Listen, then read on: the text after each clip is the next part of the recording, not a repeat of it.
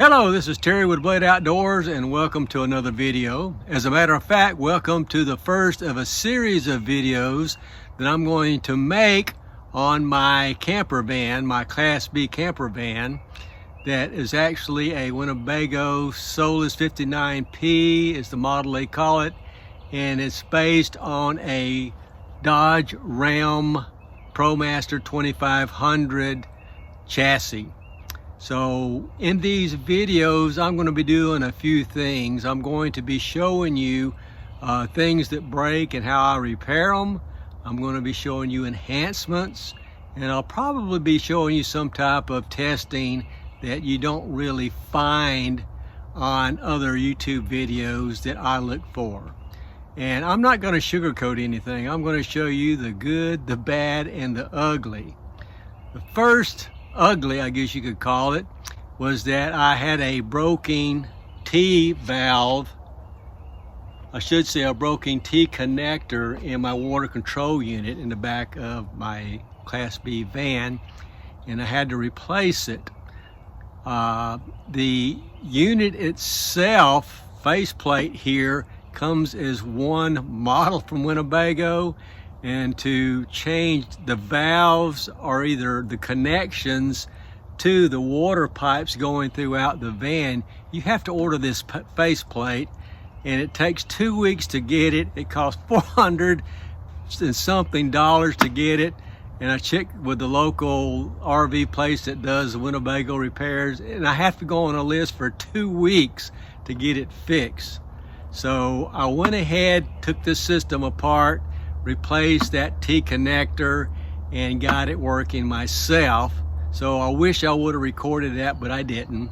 But what I am going to do is record how I'm going to do a little bit of modification here to help me better access everything in this water control unit in the future. So as you see, the lid right here that's on the top of the system right here, I had to go remove the vent from the side and go from below it to take screws out to take this off, and it was a pain to do. So what I'm going to do is to put some hinges. I got a couple of hinges that I'm going to put on this door on the top so I can just flip it up and do my work under there. And I'll also have some type of latch system on the front too. So let's get started with this little mod here, and what I'll do also is show you the part that I replaced. This is the inside of my water control system, and the piece that was leaking is actually down here. It's a gray piece right now, but it was a black piece. This T right here was leaking. Not only was it leaking, but it was just gushing water out. So to get to that, and the way the valves are mounted on the faceplate, I had to take everything apart to replace that. But at least I did get it replaced. I checked for leaks, and I'm good there. So here is the screws that you had to go in and unscrew the lid that was going to sit it on top here.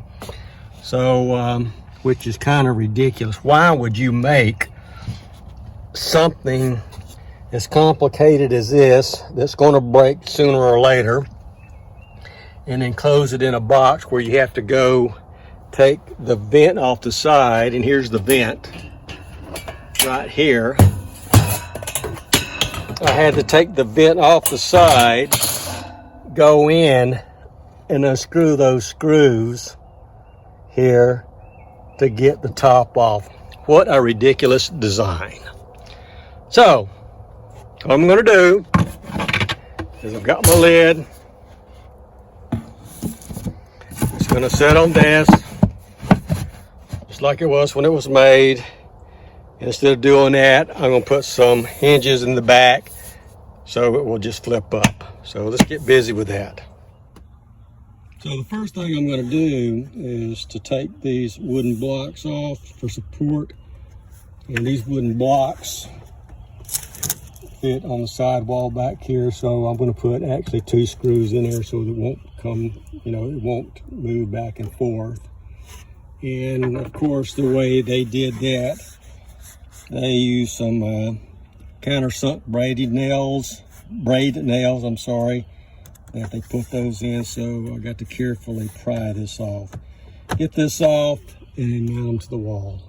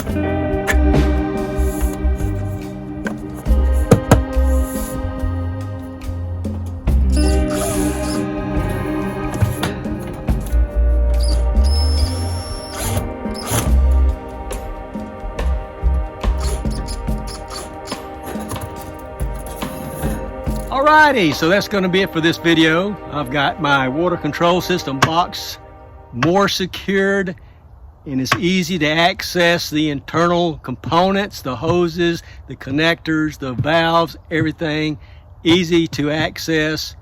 The veneer on the outside of this is kind of peeling off, and I thought the actual box itself was made out of particle board, but it's actually made out of plywood, which is a plus. I thought for sure it was particle board, but it is plywood. So if the veneer comes off, I might just stain the plywood, or I'll get a better veneer and put on top of it. One thing that I did not show in the video, and I just forgot to hit record, I guess, was that on the far end here, under the window where the seat belts are, when I lifted the cover up, it was rubbing against the seat belt, and also some trim up here. So I cut about a ½ an inch off on that end over there. That way it's easier to lift up now, and it'll actually stay here once I lift it up. So I'm happy everything went together okay. Do some little modifications there, and again, like I said before, if I do modifications, I'll let you know, or enhancements. This is definitely going to be a game changer if and when I think I might have a leak. A quick visual check to see if I ever got a leak, and access to fix anything if I do have a leak. So again, that's going to be it for this video. Please like, comment, subscribe, hit that notification button, and share, and I will see you guys in the next video. Thanks.